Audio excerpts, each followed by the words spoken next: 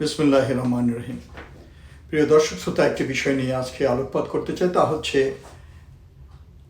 আমাদের দেশে অনেকেই বিভিন্ন মিডিয়াতে, বিভিন্ন টক শোতে, এমনকি আমরা দেখেছি জাতীয় সংসদেও অনেক ব্যক্তিত্ব তারা বক্তব্য প্রকাশ করে থাকেন, মন্তব্য প্রকাশ করে থাকেন, যেটা সম্বন্ধে তারা বিশদভাবে অবহিত নয় বা প্রাজ্ঞ নয়, জানেন না। অনেকে না জেনে বক্তব্য প্রদান করেন, যে বিষয়ে তার বিন্দুমাত্র জ্ঞান নাই, সেটা নিয়ে বিশেষজ্ঞর মতামত প্রকাশের চেষ্টা করেন।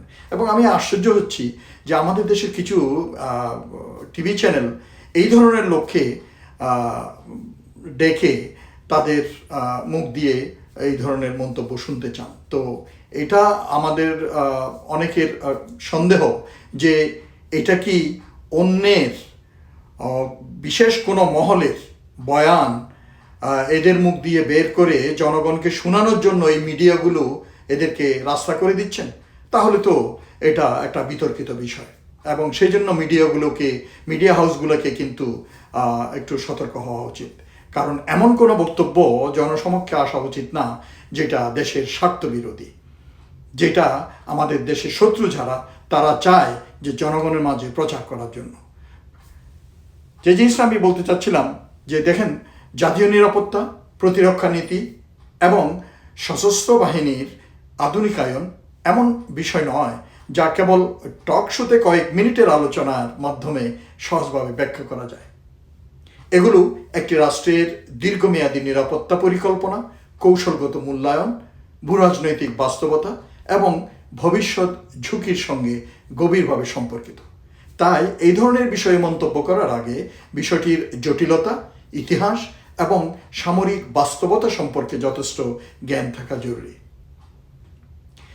সাংবাদিক সমাজ একটি দেশের অন্যতম গুরুত্বপূর্ণ শক্তি। গণতন্ত্রে গণমাধ্যমের স্বাধীনতা যেমন অপরিহার্য, তেমনি সাংবাদিকদের দায়িত্বও অত্যন্ত বড়।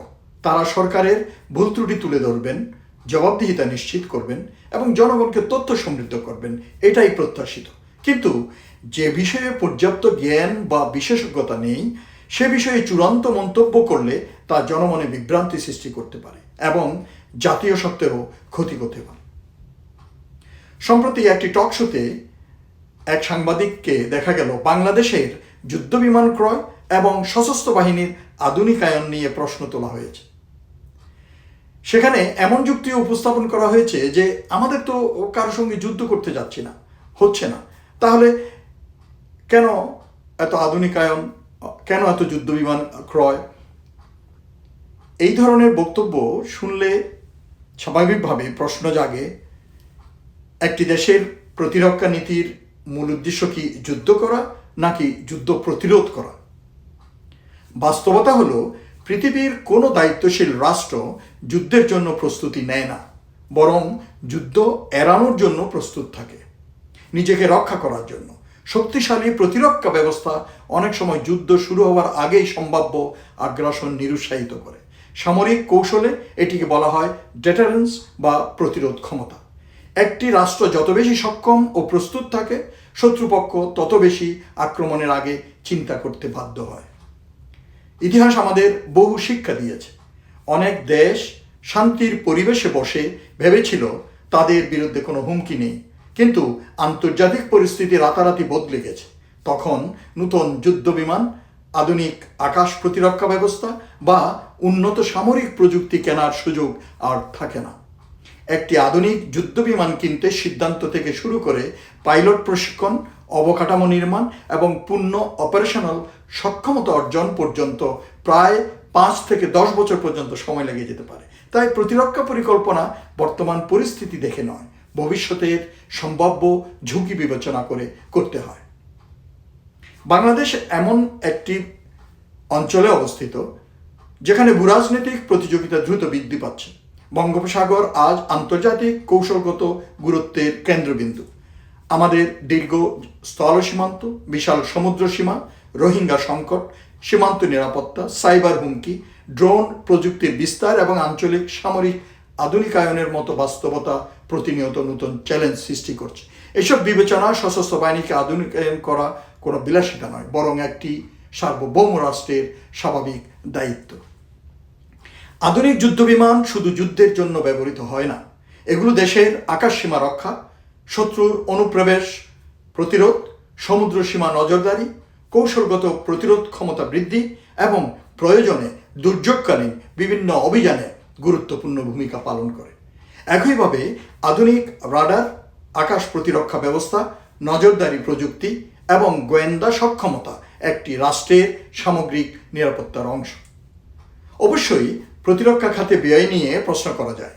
জনগণের করের অর্থ কোথায় ব্যয় হচ্ছে, ক্রয় প্রক্রিয়া কতটা স্বচ্ছ, কেন একটি নির্দিষ্ট অস্ত্র বা প্রযুক্তি বেছে নেওয়া হচ্ছে, এসব প্রশ্ন গণতান্ত্রিক সমাজে অত্যন্ত স্বাভাবিক এবং প্রয়োজনীয়। কিন্তু প্রশ্ন করার ভিত্তি হওয়া উচিত তথ্য, গবেষণা এবং বিশেষজ্ঞ মতামত, অনুমান বা আবেগ নয়।